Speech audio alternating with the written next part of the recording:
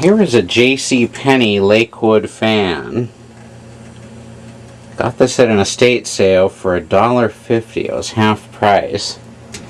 And it had a plastic blade on it. I took this off.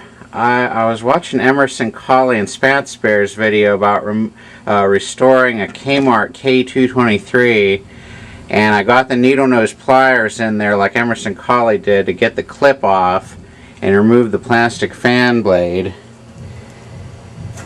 This model here is and it's kind of dirty, it's a model 9700, and it says it's manufactured by JC Penney.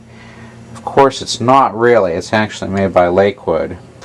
What I did is I mounted the Berns Air King blade on this and give a demonstration of how the Berns blade works on here.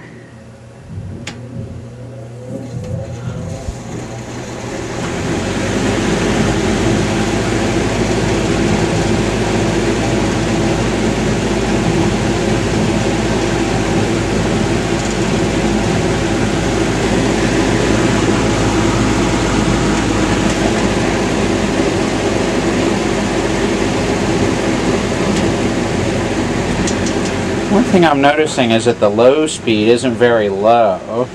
I don't know if that's characteristic for this kind of Lakewood fan or not. All the other Lakewoods I have been kind of the older 2-speed models. I put some LPS2 in the motor.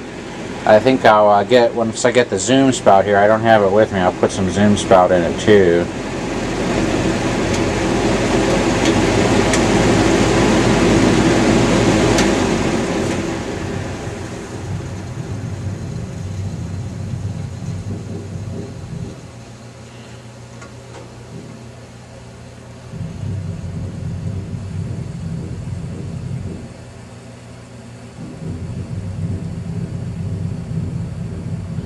Here are the fan grills. I'm going to take these home and clean them.